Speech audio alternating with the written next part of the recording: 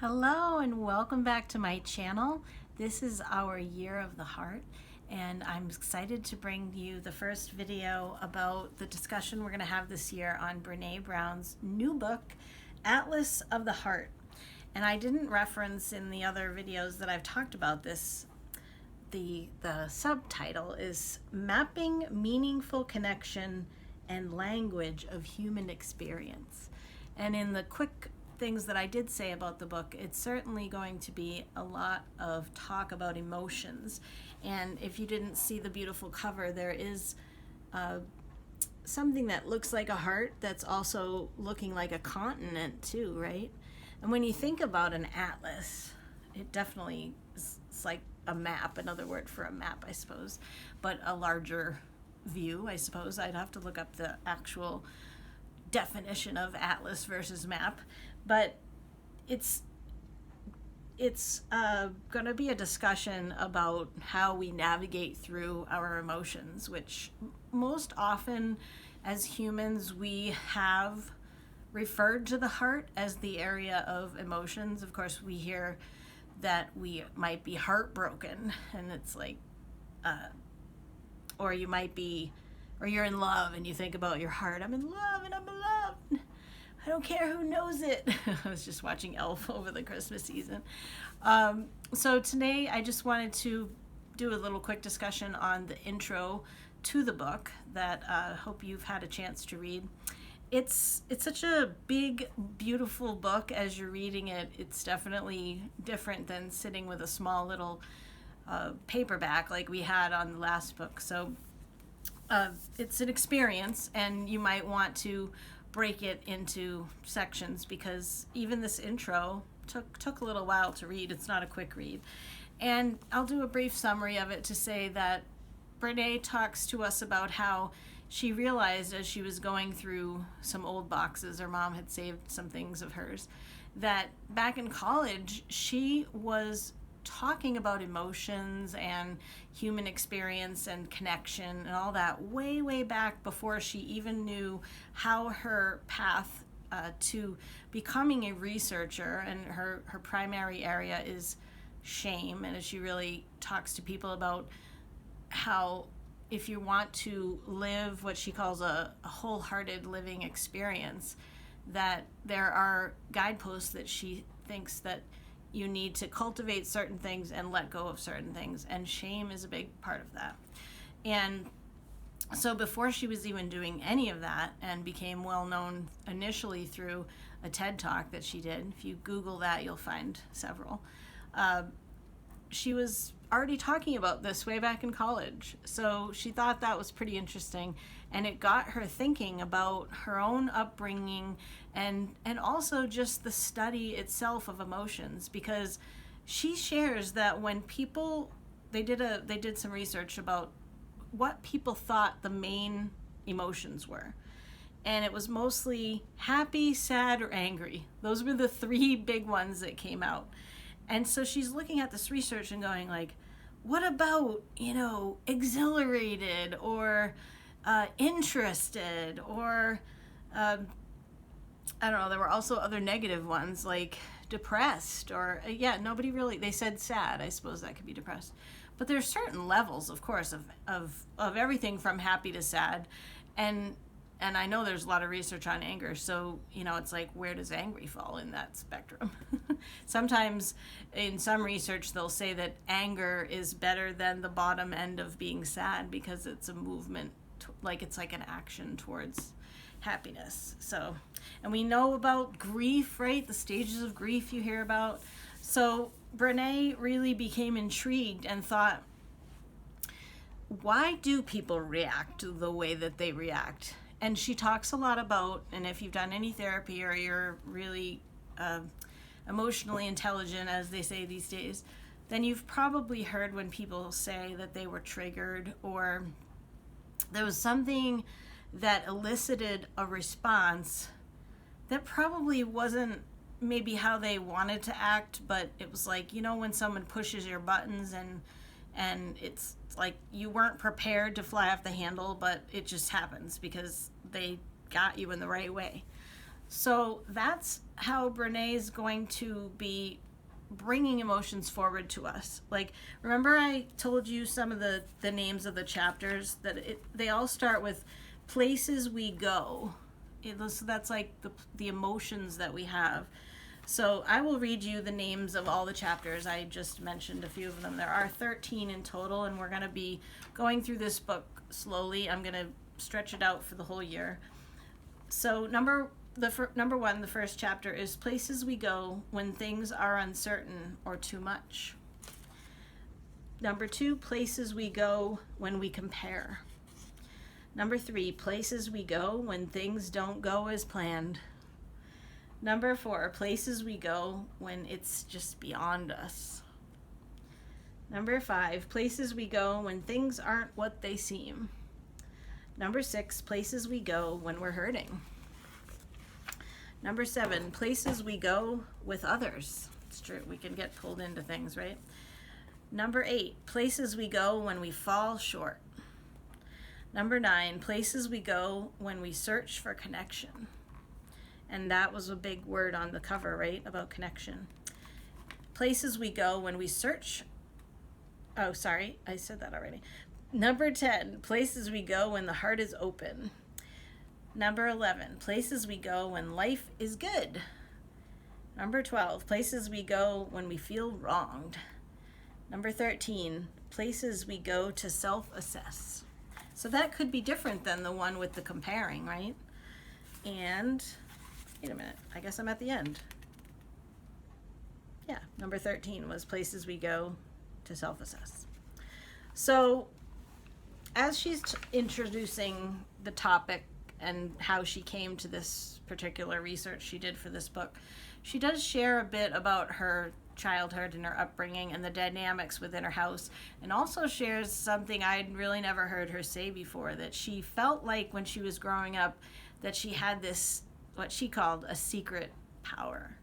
So she said that she could predict the future, but what she didn't mean like, I know what's going to happen tomorrow and in this particular situation.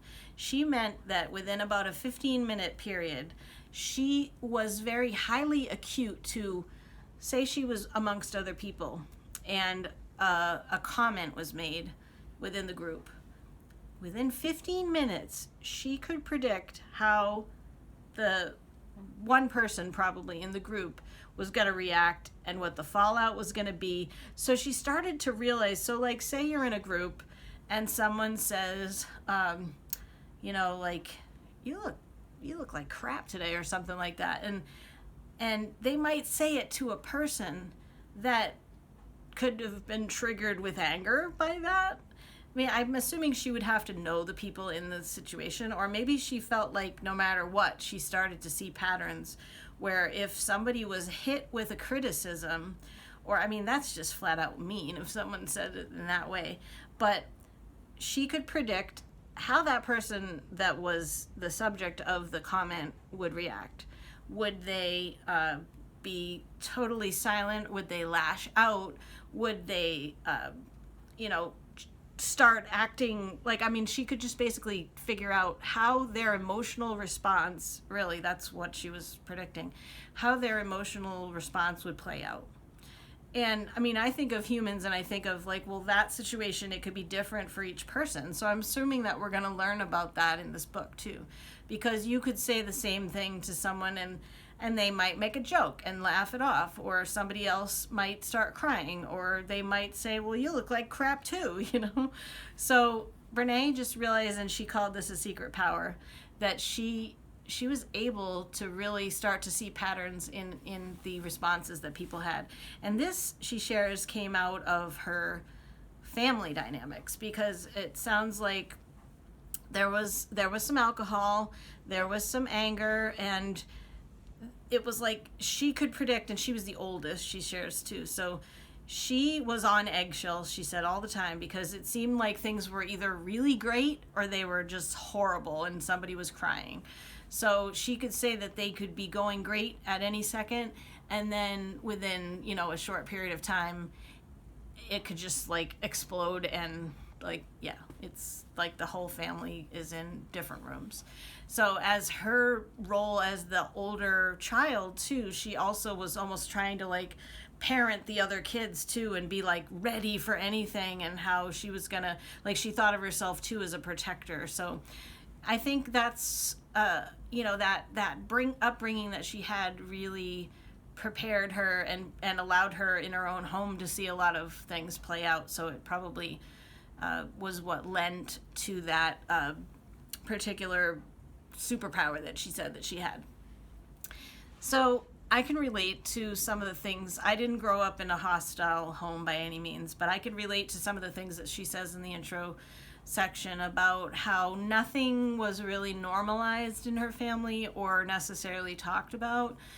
Because just to share a little bit about me, my family's pattern is to typically not talk about anything, or if you're talking about it, somebody's talking about it to one person and then saying the opposite to the other person, and then people are like, there's nobody communicating with the actual people that they need to be speaking to. And then I also could relate to her saying that nothing was really normalized. Like, I started to take on things of my own where, and again, my situation was different because I also lost a mother really early on. But I don't know what her parenting style would have been as I got older.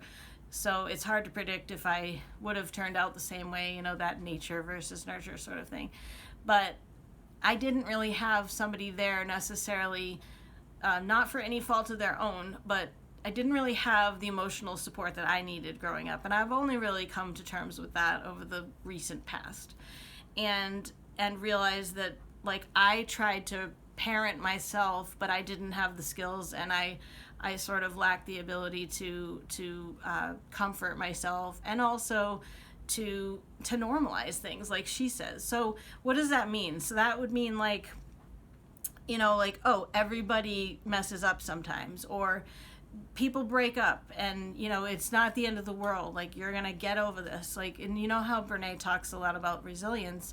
I think if you grew up in a home where there was a lot of normalization, that there would be somebody there saying, like, it's okay, I know you're hurting right now, but you're gonna get through this, and you're beautiful, and this has nothing to do with your worth. And like, who has a perfect psychologist raising them? Or I suppose, like, if you did have a psychologist, you might be like, just be normal, don't psychobabble all this stuff, but so I could appreciate what she was saying, that there, nobody talked about addictions, and if there were family members that were off doing things that nobody approved of, it was like, oh, don't talk about Uncle so-and-so, So that makes people take on shame, and I told you that's a big thing that Brené talks about. So if nothing's normal, then you start to think, like, it must be me, or I must have done something, or I must not be normal.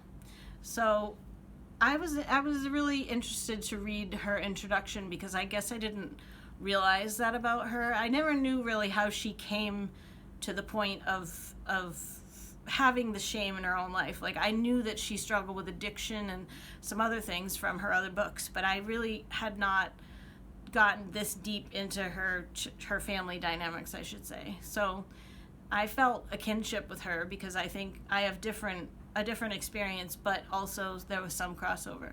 So I'm assuming none of us probably have the perfect family.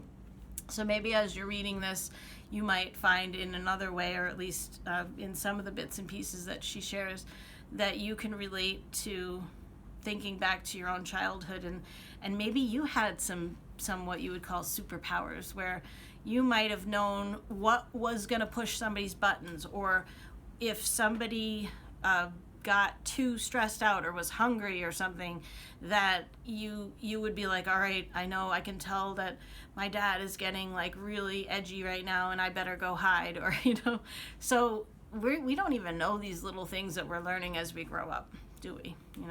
So yeah, it's the human experience, it's the human emotions.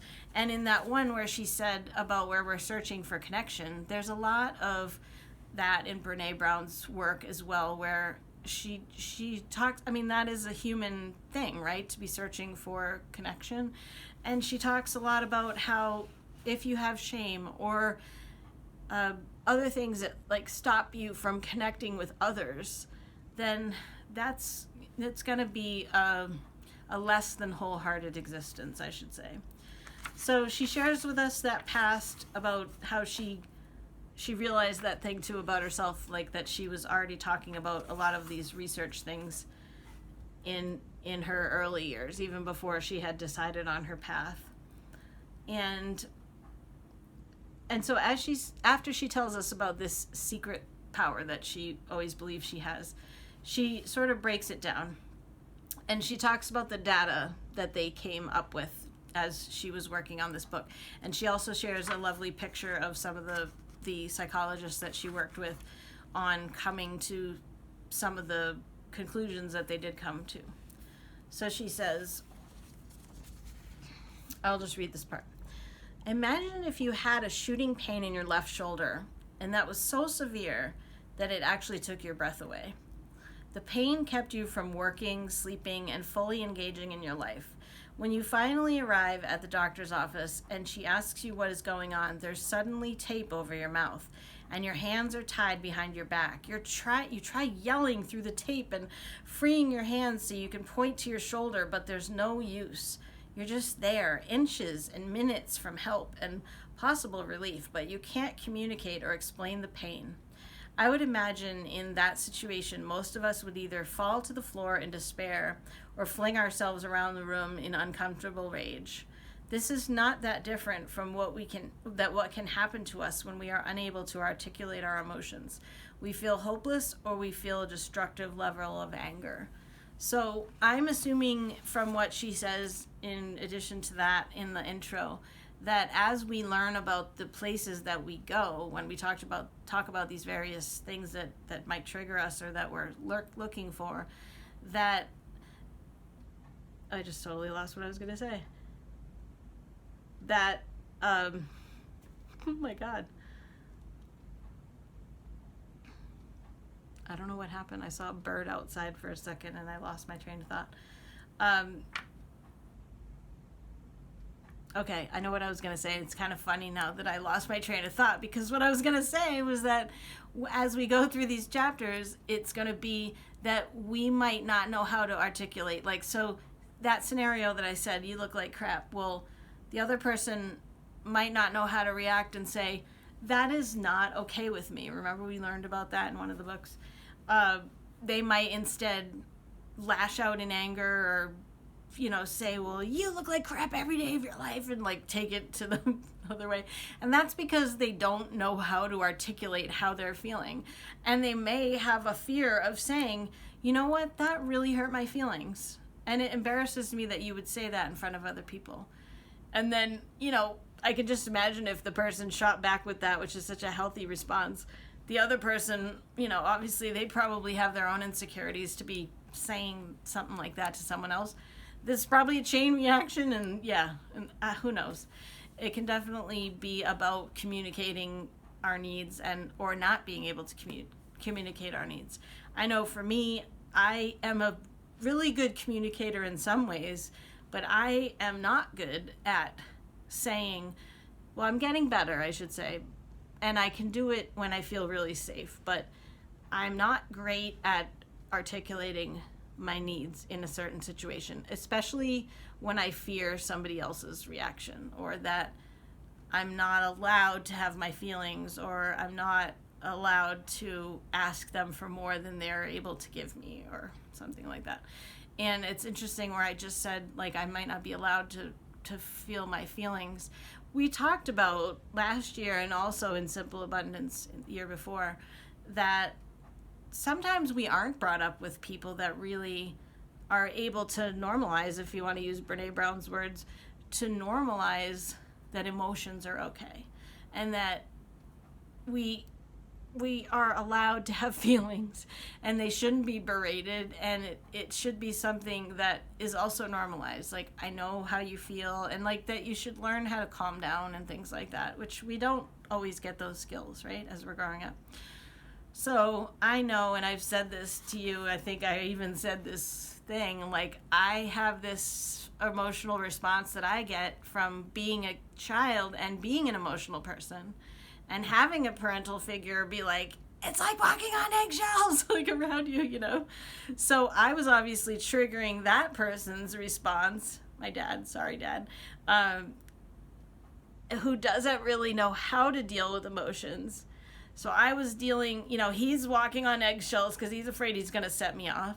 And then I'm set off.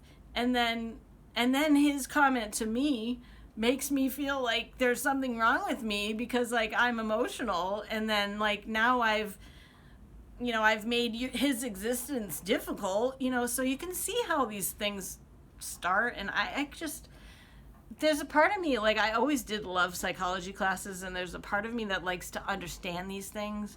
But boy, when you start to understand these things, it's like a spiral of like, you know, this thing sets off this thing. And I don't know, I'll be really interested to see how, like, I don't think there's ever been a book like this where it's going to be laid out in more of a like, this is the data that we found about what happens. I'm going to be really interested to see that they actually could find patterns to create data that we're going to be reading about. I don't think it'll be, actually she says in the intro too, like if people are reading her words and they don't understand it, then she hasn't done her job.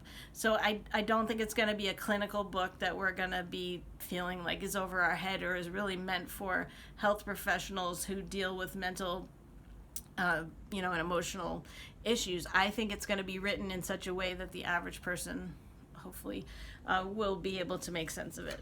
And I'm really looking forward to it. So she says, in the following chapters, we are going to explore the 87 emotions and experiences that have been organized into groups. So remember I said that people could only come up with 3 emotions? So they apparently came up with 87. And she says, I say emotions and experience because some of these are not emotions. They're thoughts that lead to emotion. That's an interesting thought, right? And if you ask 10 emotional researchers who or which ones of these are emotions, you'd probably get 10 different answers. Yeah, and there's that whole neuroscience as well that she brings in as well, too. And one person that she cites here, Joseph Ledoux, explains, it's been said that there are as many theories of emotions as there are emotional theorists. Yeah. And I mentioned that if you're thinking about a situation like I described, that the same person who hears the comment could react in a different way. And she does talk about that and how complex it is. And she says, because human emotions and experiences are studied from the perspective of philosophy, sociology, psychology, and neuroscience, medicine, and mental health, just to name a few, she says. And then the research in topics include studies of other things too, like listen to this, like facial expressions, physiology, brain imaging, genetics, personality traits, cross-cultural analysis, and more. So yeah, that same person could have a totally different reaction because of all of those factors and more. I totally understand that. And so there's some things in here about how they did the research. And actually she says, you know how there were 87 in that other paragraph? She says that some of the research actually identified 150 emotions and experiences. And then this is where she brought in the help of experienced psychologists. So she says, from here we invited a group of experienced therapists to work in diverse mental health settings to a focus group that Brené led. The therapist's experiences ranged from addiction and community mental health to college counseling to inpatient psychology and individual and group psychotherapy. And then they posted all the 150 emotions and experiences on the wall of the room, and the clinicians were asked to physically tag them with red, yellow, or green stickers based on this criteria. So listen to this. In my experience working with clients, the ability to name this emotion or experience is essential to being able to process it in a productive and healing manner. Yeah, that's true. If you can't even figure out what you're feeling, then how can you identify it? And if you're trying to heal it, then how can you heal it if you can't even figure out what it is? I like to understand things, and I think that helps with my own healing. And so Brené talks about how she had just like a wonderful experience of writing this book and meeting all those professionals as well. I'm getting near the end of it here. And so they're talking about, she also talks about how once she was done with the book, she brought it to some colleagues and people that she knew, and they made the point of saying, like, there's not a connection between the things that you're explaining. And that's how she came to the grouping of where we go when such and such, places we go, is what she says. So she got the help of doing that from some colleagues as well. And then they're talking, and she also talks about the maps and the atlas idea of it. And who is she citing here? Somebody with the last name Kirk. Or maybe a first name, actually. Where is it? Kirk. Dr. Kirk Goldsberry. So Dr. Goldsberry said to me, and this is Brené speaking, maps are the most important documents in human history. They give us tools to store and exchange knowledge about space and place. And Brené says, I know I'm a map geek, but when he said that, I got goosebumps. We are meaning map makers and a sense of place. Wait a minute. We are meaning map makers. We are meaning makers. I don't know. The M's made me think of map. We are meaning makers, and a sense of place is central to meaning making. All right, I'm going to have to think about that one. We are meaning makers, and a sense of place is central to meaning makers, to meaning making. So that makes sense to me, actually, now that I think about the way that she has the map and the atlas of the heart. So when you have a map, you want to know, like, where am I on the map, right? How did I get here from there? And how do I get from there to here? Yeah. So these questions are essential to understanding the physical world, and they're essential to understand our internal world as well.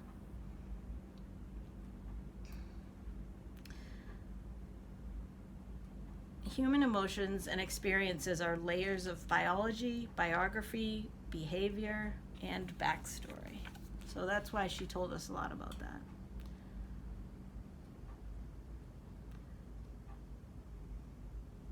And as we talk about these emotions in each of the chapters, she lists 4 bullet points. We're going to understand how they show up in our bodies and why. So, like, the biology of that. We're going to get curious about how our families and communities shape our beliefs about the connection between our feelings, thoughts, and behavior. And that's our biography. So that, and that's interesting. I would have thought that was the backstory of, like, the growing up years. We're going to examine how we go to our behaviors, and then we're going to recognize the context of what we're feeling or thinking and what brought this on. So maybe the backstory, so the biography would be, it would be like the story of your life, but the backstory might be like a specific thing that happened.